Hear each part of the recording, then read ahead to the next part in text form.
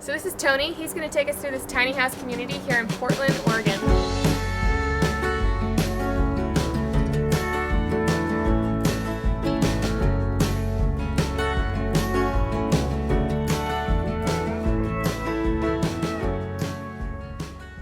We had all met through the tiny house community. It's very tight-knit. And Lena helped me design mine. We all knew each other, and we were all looking for a place to put all these tinies. We started shopping for a house.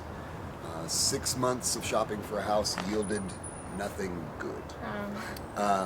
This place was not for sale, and we just sort of made the right offer at the right time to the right people, and it worked. I heard you went around on your bicycle and I started did. putting notes in people's...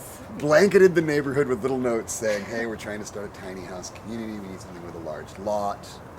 And yeah, they were going to move anyway, they were going to sell in a couple of years, and they said, well, that's kind of cool, and make us a good offer. So we did, and it worked out. Nice. How long have you guys been living here? 10 months now, I think. I should note, as a community-wise, we had spent many months hashing out community agreements. How many cats we're going to have, dogs, how are we getting along, who does the dishes, all that stuff you need to make a community work.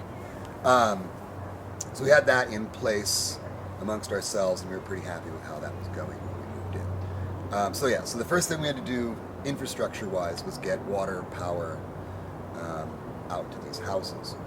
So we went to the city, and the city didn't really know what to call it. We tried to get a permit, and it basically just came out to some creative interpretation about what we were calling this. So I told him we were putting some extra spigots in the backyard, which is true, and that maybe I was going to put a hot tub in or something, maybe an ADU, and I wasn't sure, so I wanted to build extra, and so we overbuilt. There was a fun joke when the inspectors showed up about, what are you doing back here? You're putting like a food pod. And we're like, yeah. Just 4 food pods. Nothing big. So we had to we were lucky the house had good electrical service, and we tapped off the house. We dug trenches, we put in a sub panel on the garage and ran it out to each of these posts. So yeah, let's go over here and take a look at that. So each of these posts, we ran 240 service to the sub panel, and then we ran underground feed wire, which does not need to be contained in a conduit, because that would have been really annoying. You just had to be down deep enough to satisfy code. So basically we've got one side of the 240 here and the other side of the 240 here. They are standard 120 outlets, but 30 amps, which is more than enough for everybody in the houses to have a heater, lights. Lighting is easy, but the heating is the thing. Right. So you can have a couple of heaters and you're doing okay. We haven't popped any breakers. Everybody's been really happy. So is all 4 tiny houses running off of this electrical right here? No, so we've got one there and one there and one there and another one there. So I see. Each one of the houses has their own box, their own 120, 30 amp service, which should be more than enough. And is everybody getting along? How's the that's relationships? the other element. There is always, you put so many people in a small space, you're going to have things. I think everybody wanted a sense of community. Most people that build a tiny house want that sense of community. And that helps a lot. I won't say we've never had any disagreements ever, because we do. But we deal with it. We're all adults. Welcome to the backyard. We have community garden. We have that thing, which was here when we got here. We're actually, the current plan, hi neighbor.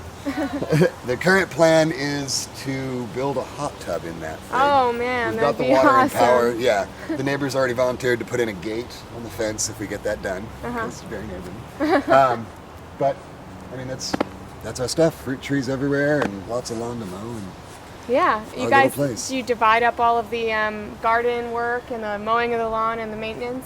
We try to all just show up on Sunday and work together. Oh, okay. It's a never-ending task. We don't exactly work hard for it. We just putter and do, and no worries. It's not like we're ever going to finish. So. And do you guys do like community meetings and dinners and things like that? We do community meetings. We do community dinners.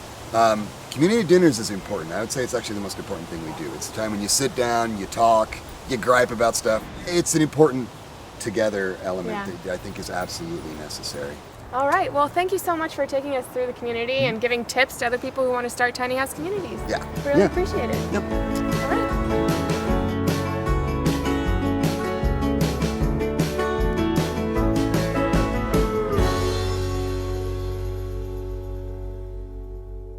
Whenever you want. Okay.